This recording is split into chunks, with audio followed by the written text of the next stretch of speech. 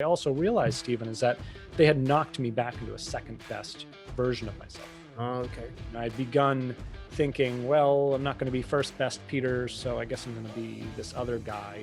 And 30 really snapped me out of that and made me realize that there were really big goals that defined who I am. And I talk about that in the book. If you're going to be honest, start with who, not with why, not with what, not with how, but with who you are. And that's the alignment part.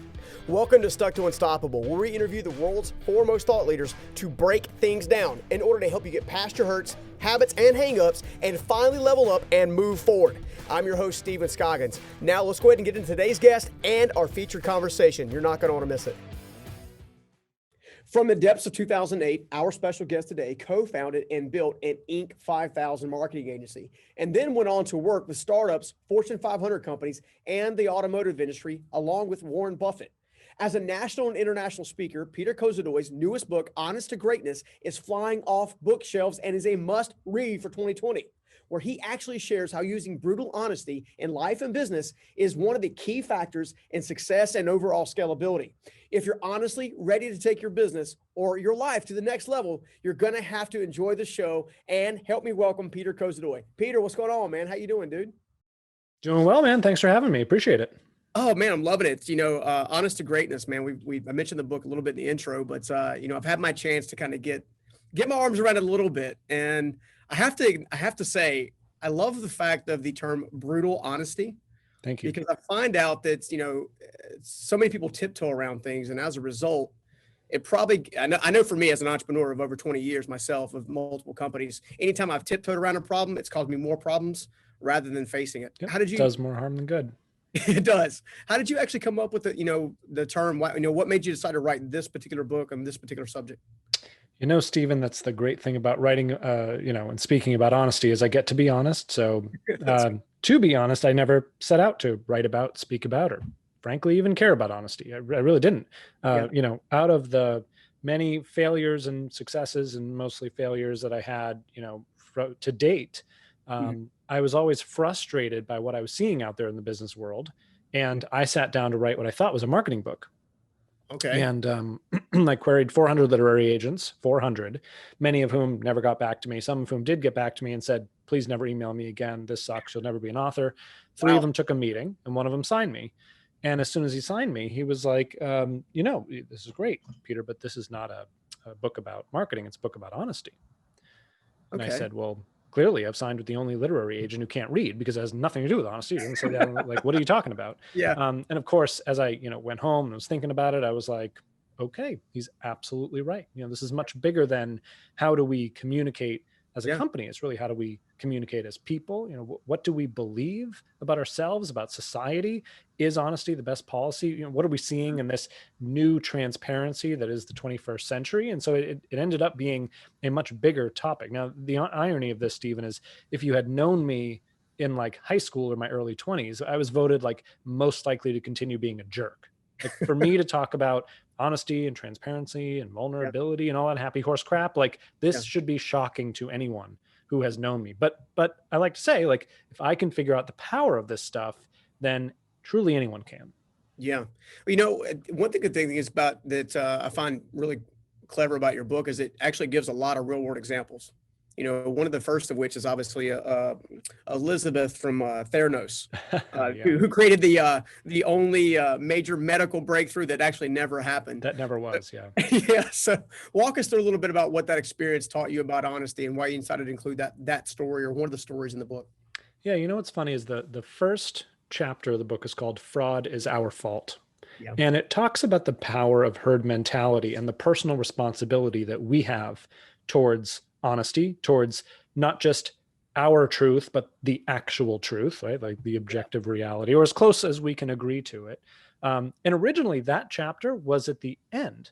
And it was my editor who was like, no, we need to illustrate for people right up front what can happen if we ignore honesty, if we just sort of float along with our own assumptions, right? And so what happened with Theranos, for people who don't know, I mean, Elizabeth Holmes swindled very smart, supposedly smart people out of hundreds of millions and billions of dollars. I mean, should have never happened, right? But if you look at, say, well, most of the constructs in our society, but venture capital being one of them.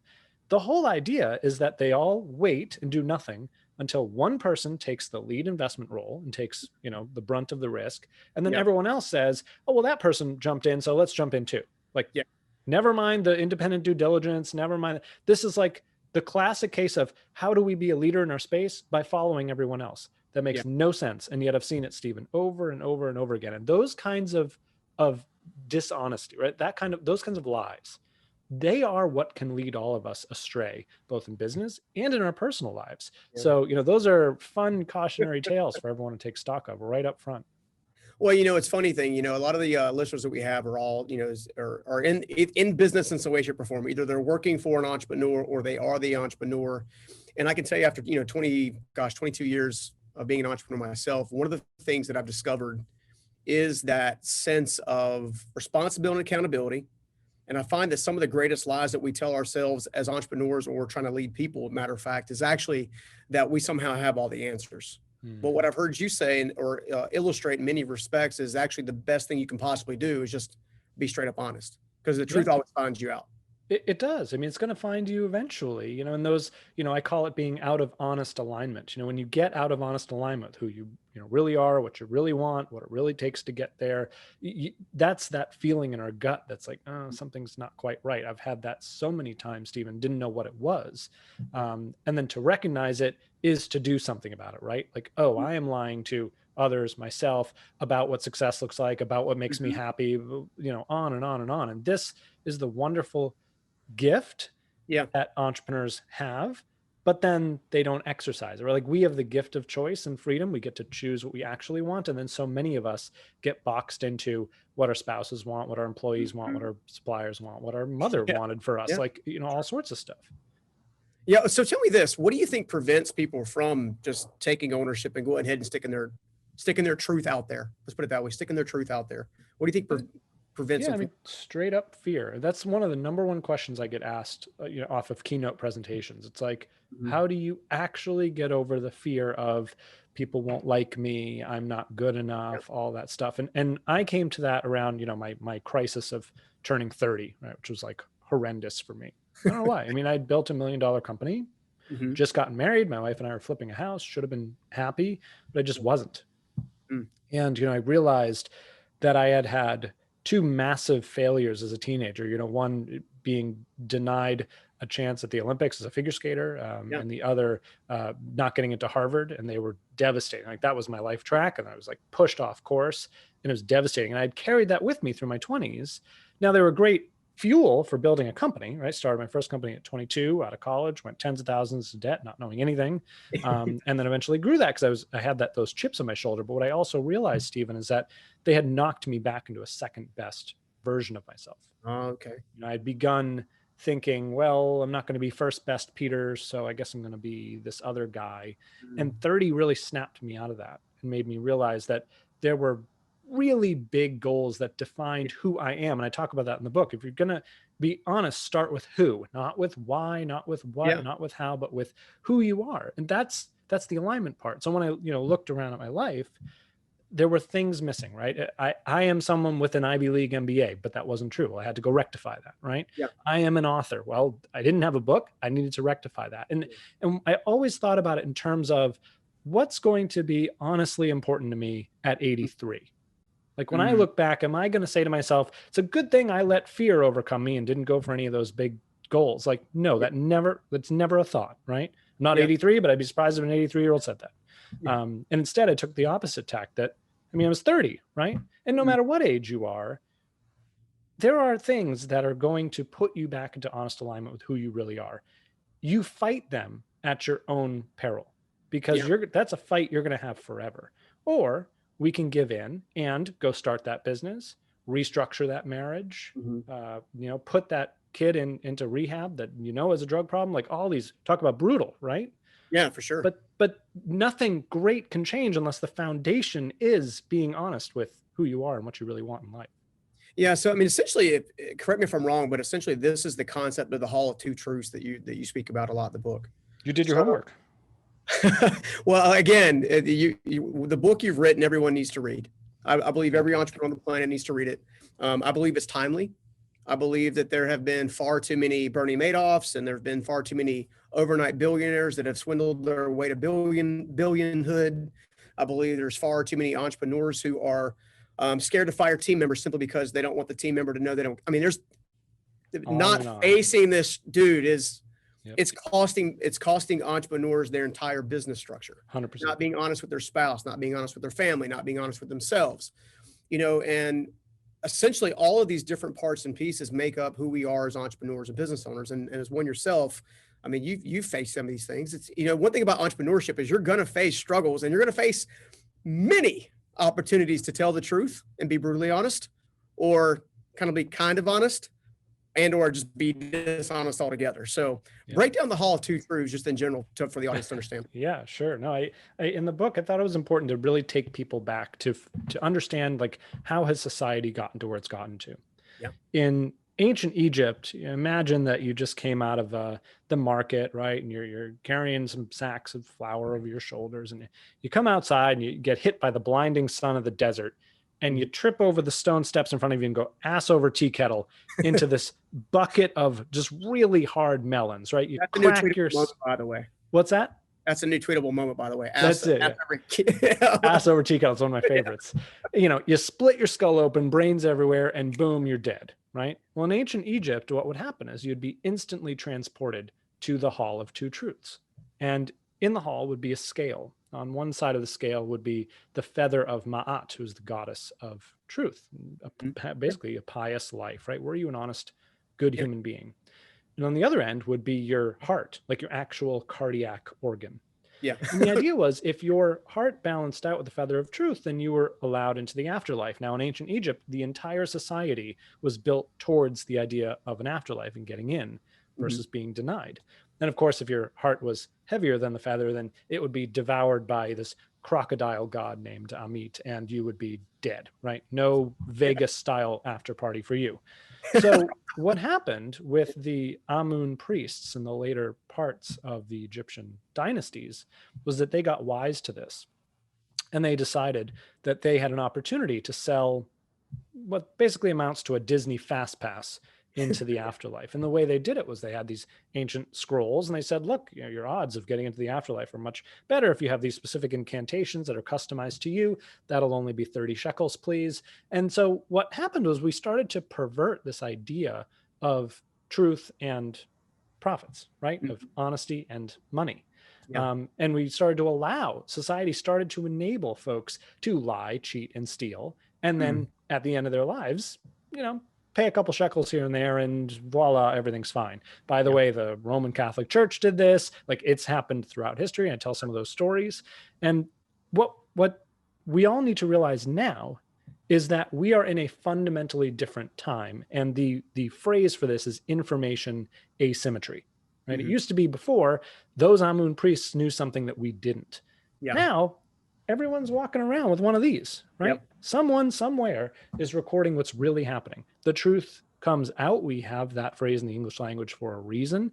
And in that world, going forward, my biggest thesis is that it will no longer pay to do anything but be honest and transparent. And we're seeing that shift now. Yeah, for sure. Especially in the field of thought leadership. There's a lot of, gosh, you think about 5 or 6 years ago, it was a big push on who's the next guru. And obviously gurus have at least, and I'm speaking metaphorically, gurus have a sense of, they have a shiny new thing that they're trying to teach a new thing, and they're trying to get people excited, and people buy the new thing, and they're excited about the new thing.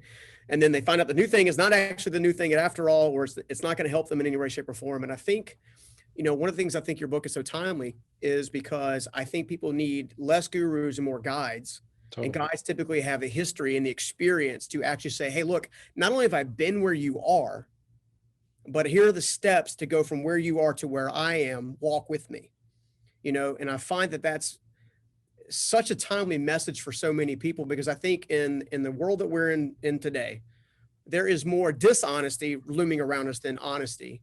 And it seems like the honesty style of thing is an outlier, where it seems like you're trying to create a movement of bringing in, hey, look, here's the strength that honesty brings, and here's the risk that dishonesty brings.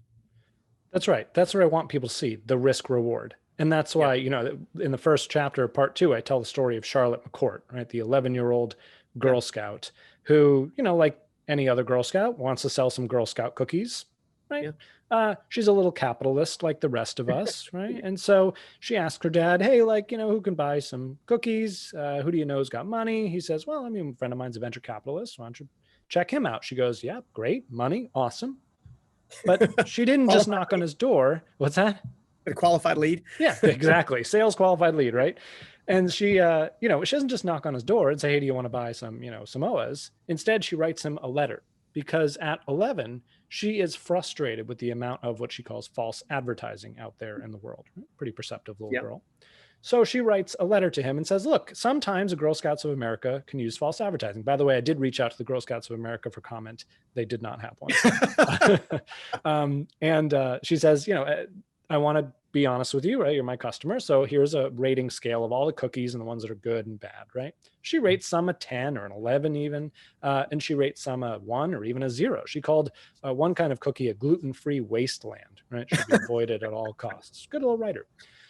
The thing is, with that kind of brutal honesty, it made people laugh, right? It made people buy cookies, but most importantly, it made them share the letter because it was so refreshing. We have that phrase in the English language too, refreshingly honest. And as the letter got shared, big name people started to pick it up. Mike Rowe found it, sent it out to his 10 million followers. The national news found it. She ends up on CBS Sunday Morning. Charlotte sold 30,000 boxes of Girl Scout cookies. Now, you can't do that, Stephen, unless you are willing to be brutally honest, right? That's the power of that and the opportunity cost we lose when we don't do what's right and what's true. I totally agree with you. You know, you have this other interesting concept in the book that I took a lot from. It's called the Hourglass of Honesty. Yeah. So break that down for everybody, because I think there's a lot of insight in there for everyone to understand how to shift from maybe a dishonest kind of mindset to more of a brutally honest kind of mindset. Sure. Yeah. And this came out of, you know, both my personal struggles with honesty and also seeing it play out in the, you know, we worked with startups to Fortune 500s. And I was fascinated that there wasn't a way to sort of codify this, right? It's like, if honesty is the best policy, then it must work universally. And if so, how? You know, I became fascinated with this as I was doing all this research and interviews and writing. And eventually I came up with a triangle shape, right? And stratified honesty into 3 levels. The first is getting honest with what I call the community, right? In other words, what's going on in society? You know, what's going on in our industry? There are consumer tastes and preferences that are changing, right? That's what Blockbuster missed when Netflix came and stole its lunch, right? There are, you know, there's gender discrimination, there's racial bias. We used to have 2 genders, now we have 18. Like, all these things are going away. We're in the middle of a pandemic. We don't have to like them or dislike them, but we do have to acknowledge that these things are happening, right? We cannot put our heads in the sand and expect it all to go away. You know, by the way, we can all name folks and businesses and, you know, leaders, I use that term loosely, who have ignored what's going on at the level of the community or how the industry is changing, right? At their own peril. We can't do it. We need to be honest. Like, this is what's happening. The second level is being honest with and about the others around us. Now, this is a very important distinction. Sometimes we need to be honest with people, right? Back in 2009, the CEO of Domino's Pizza came on TV and said, well, America, I'm sorry, but our pizza is terrible. Our customers said so, and you deserve better, and we're going to fix it. And they did. You know, if you had seen that they were being brutally honest with their customers and had bought their stock, Stephen, you would have had a 3,000% return over the next 10 years. Well, the interesting thing about Domino's is when they did, I remember when they first launched that new campaign about call it brutal honesty, they actually showed pictures of their pizzas delivered in a messy box, toppings missing a line everywhere, the Domino's guy showing up with, you know, his Domino's, I guess, apparel kind of untucked and all that kind of stuff. I mean, they really did a really good job of owning it. They really did. Of course. And what happens, you know, why does that work? Well, if you do something bad, and I'm upset with you, you're going to come to me and say, Peter, I'm really sorry. Clearly I messed up. These are the steps I'm taking to fix it. And then what am I going to do? I'm not going to kick you while you're down, right? Mostly people say, you know what, I respect that. And that's exactly what Domino's customers did and rewarded them for it. Now, that's something that we always need to keep in mind. Sometimes we need to level with people. Other times we need to be honest about the others around us, about their biases, their fears, their self-limiting beliefs, their ego. Yeah. Interestingly, the interesting part of the Domino's story is that the chief marketing officer had all this data, and he knew he needed to push it through the executive team to get the CEO on TV in the first place, right? Yeah. What he did, very clever. He got honest about these executives. He went around and polled them. What do you think of the pizza? What do you think of these marketing ideas? What do you? And so what he was able to do was compare the data sets and said, well, you said their pizza's great. 90% of our customers say it sucks. What do you want to do about this? Yeah. Very clever. He was honest about them, right? If he didn't have that empirical data, it would have been your opinion, my opinion, her opinion, right? So, this is where we need to get honest about others. And this is why brutal honesty does not mean just going out and offending people. Doesn't mean sharing what's ever on your mind. That is not what brutal strategic honesty is, right? Yeah. It's getting honest with and about the others empathetically, right? And the third level, Stephen's getting honest with and about the self, right? Yeah. Their own biases and self-limiting beliefs and assumptions as leaders. I've worked with hundreds of entrepreneurs, helping them grow million-dollar companies. Yeah. 99% of business problems are personal problems in disguise. Yeah. It is a bias or an assumption that's locked up, and it forms the foundation of their entire operating system, and it's not even true. And those are the most harmful and subsequently most impactful kind of changes that entrepreneurs can make. Not how do I systemize my business or how do I sell more? None of that is as impactful as that kind of core work. Well, now, interestingly, sorry, go ahead. No, I was going to say, one of the, I apologize, I didn't mean to cut you off. I was just thinking, as I was looking at the Hourglass of Honesty, I'm curious, and just that this is a kind of offshoot question. Why not start with self and then bleed into community rather than community and bleed into self? That's a great question. So, and I've gotten that plenty of times. So that's what I asked myself too. I kept asking myself, like, what comes first, right? And here's where I got to, and then I'll show you why it's an hourglass, right? If you're getting honest with yourself, right, about who you are, what you want, what it's going to take to get there, very different if you're an ancient Egyptian living in 2000 BCE or someone living in 2020. Okay. Context matters. So we operate in an environment. We operate as a function of the people around us, our parents, our siblings, our business partners, our kids, whatever. And then we operate in ourselves. And so to your point, it's a sort of feedback loop, right? As you descend those levels, you realize more about the people around you, you realize more about your environment and so on and so forth. What surprised me, Stephen, I had stopped there, right? I was like, 3 levels, awesome. It's a journey inward. What I didn't realize was that there's a whole second half to this. And that's why it's an hourglass. Because here's the thing. Once you get honest about the community, right? And you get honest with and about the others around you, and you get brutally honest with yourself, essentially you're a different person. Yeah. Right? Like honest Stephen is a very different person than dishonest Stephen. For sure. Honest Stephen has different hopes, dreams, likes, fears, aspirations, desires, right? Yeah. And what happens is once you're a fundamentally different person, the honest you naturally change the others around you, right? You start to come back out the other side. You begin to mold your friend group, your family group, your employees, the kind of clients you want to work with. And by changing the others around you, that's how you're able to influence the community, to achieve the kind of game-changing, wildly profitable results that I talk about in the book. I mean, I want to be clear. I was very pleased and honored. The book premiered as #1 new release on Amazon in a couple categories. Business ethics was one of them. Look, I think people should be ethical. I think they should be nice and, kind and all that crap. That's not what this book is about. This book is about how to achieve results in your life and business, how to make shit tons of money in a society that is brutally transparent. And the way I have been surprised as anyone to learn is by weaponizing honesty. And that hourglass is the codification of that. Yeah, I mean, all right, so let's take it a step further. Let's take the Hourglass of Honesty and let's move it back to more of a positioning of a business structure. That bleeds right over to another concept that you share in the book, which is referred to as the Waterfall of Culture. From the executives and working your way down. Explain how this can radically alter, radically shift any business endeavor to its betterment. Oh, it's huge. So let's talk about a company that just came public called Rocket Companies, right? Stock symbols RKT. That's essentially the parent company of Quicken Loans. Everyone's heard of Quicken Loans and Rocket Mortgage, right? Push button, get mortgage. Yeah. Seems simple. The question is, Quicken Loans was, before it just came public, it was a private company headquartered in Detroit. Yeah. It was a fraction of the size of Wells Fargo, Bank of America, all these other bigger mortgage providers. How in the world did it come out of nowhere to capture 90-something% of the mortgage market ahead of all those big publicly traded companies? That should never happen on a resource basis alone, right? Yeah, sure. So what was it? Well, if you look into Quicken Loans, they have what are called isms, right? It's their culture code. They believe things like it's not about what's right. It's not about who's right. It's about what's right. Yeah. And say yes before no. There's a video on YouTube where this employee says, she had this great idea. She came to a manager and she was like, hey, this is a great idea. I think we should do it. And he cut her off. He wouldn't even let her finish. Rude, right? Yeah. He says, listen, yeah, could be a good idea. Could be a bad idea. I have no idea. Why don't you go, grab a couple team members, go try it. Let me know how it goes. Yeah. That's their entire culture, right? Their managers are coaches. They're there to say, hey, what do you need?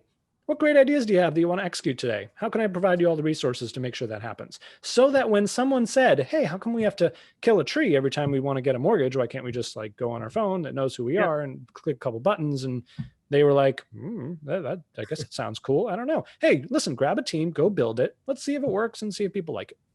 Of course, a company that is intent on that kind of mindset would engineer Rocket Mortgage, right? Yeah. Of course, they would be the ones to do that. And I'm looking forward to what they do now, because while all of those other bigger banks, their managers are gatekeepers, right? They're trying to push their ideas down to prove their self-worth, do all that.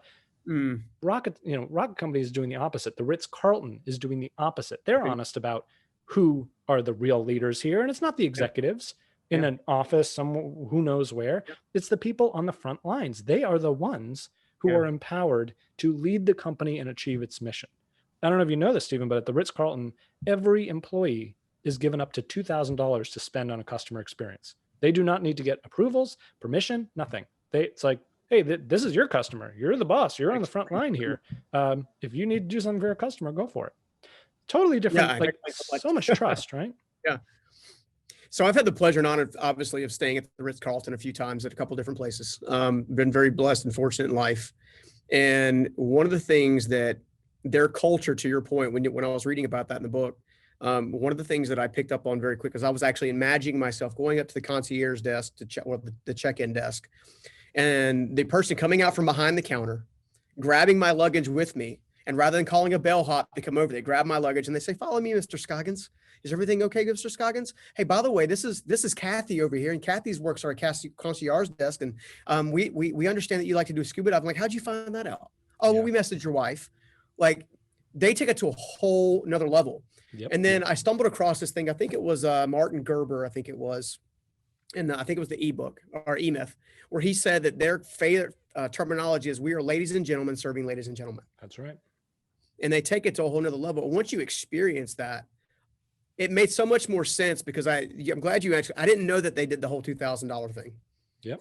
And the reason it makes sense is because my wife and I, the last time we were at a Ritz-Carlton, we were in Maui, Hawaii, at the one end of the island. And we were going to do something in regards to a catamaran. They had to cancel the trip at the last minute. And they basically paid for our dinner at 2 different restaurants in their hotel, gratuities and everything. Amazing. The thing is, it's not that hard, right? Yeah. It just took them saying, who's the important thing here? Like, who are the leaders here? And it's those frontline employees. So different than the way that most companies treat their frontline employees, which is the bottom. I show in the book how, that whole model has inverted, that whole pyramid structure, it's reversed. The people at the top now are the frontline employees. I tell you, Stephen, I've done a lot of focus groups and surveys for companies over the years. Every time I go into a frontline employee brainstorming session, they always know. 90 minutes, they'll solve any problem you give them, right? Then the real challenge is, how do we get it past all the gatekeepers? And that's so sad, and it's so dishonest. It's unbelievable. It also cost the company their scalability, in my opinion. Not only that, it costs them those key employees, because who wants to work in a culture like that, right? Where they come up with the solution and nobody wants to hear them. Yeah. People don't need that anymore. They can go work on the beach in Cancun from their laptop. right? Yeah. We have more choice than ever before. Let's be honest. So it's not about the ping pong table. It's not about how many days off. It's giving people, at the Ritz-Carlton who stand by the door, the ability to make a real difference in customers' lives. That's purpose. That's everything we talk about, right? And they do. They do. I mean, my experience there far outweighed any of the hotels that we stayed during our month there in Hawaii. Far outweighed. So I can totally see that for sure. And I'll share this much with you. I mean, part of the reason I'm able to sit here in this conversation with you today is because I have amazing team members that are running my businesses. I didn't get there overnight, but I have to, at some point in time, I was the roadblock for a long time. I had to stop saying every big decision you make has to come through me. Now it's more like, okay, test it, see how it works out. Here's how I would do it differently. Maybe let's look at some different options, but for the most part, they're running the day-to-day operations on a regular basis. It's great. Allowing me to have the one thing that most entrepreneurs don't get until some time of maturity, which is freedom. Mm-hmm. Most entrepreneurs are owned by their businesses, not the other way around. 100%. So tell me this, one final question before I let you go, if it's all right with you. And that is, what is one thing that you think every single entrepreneur should be doing or using as it relates to Bureau Honesty? I will give you 2 questions that'll, it literally has the power to change your life. I think everyone should adopt it all day long. And it's this: is that true? Mm-hmm. And how do I know? Whether you're watching the nightly news and you see a headline, or you see Great Aunt Betty's Facebook post, or a thought that comes into your head, just stop and ask, is that actually true? And how do I know? Because so often we react, which is a dishonest habit, by the way, to things that aren't even true in the first place. No wonder we end up in a society with the vitriol that we have today. And it just doesn't have to be that way. Yeah, for sure. Well, look, I had a great conversation. I appreciate you taking the time to come on. I know you're a very busy guy. I got this book launch. You're running around like crazy, I'm sure. How can everybody stay in touch with you and find out more about you? Absolutely. So come have an honest conversation at honest2greatness.com. That's honest2greatness.com. There you can take the free 21-question honesty quiz. Tells you how honest you are if you're brave enough to know. And you also get a free workbook, a companion workbook that goes along with the book. Of course, buy, Honest to Greatness for yourself and your team. I bet a lot of folks say, like, I read this, bought 12 copies because we all need to read this, which of course warms my heart. That's why I wrote it. Cautionary tale: just don't hand it to someone with a wink and be like, oh, you really need this one. Like, that's not a way to develop a good relationship there. I wouldn't do that. That's brutal honesty, though. It is. Yeah. Yeah, you guys have to check this book out for sure. Honest to Greatness. I'm telling you what, Peter, dude, I have enjoyed it. Love the thought leadership here. Love everything you're doing. Can't wait to see where this goes. Something tells me it's a future New York Times bestseller. I know the launch just got started, but I see it well on its way. I really appreciate you taking the time to do this, not just the book, but also share your insights here on the podcast. Thank you. Appreciate it. And thanks for being honest. Awesome. Take care, my friend. Take care. See you. You too. I hope you enjoyed that interview with Peter Kozodoy. And if you did, don't forget to check out his book, Honest to Greatness. And in the meantime, make sure you check out this interview right here. Broken number one, when I was just broken, man, when I was 10. My older brother was 12. He got electrocuted. We were home alone and he died in my arms. I was so broken as a little kid. And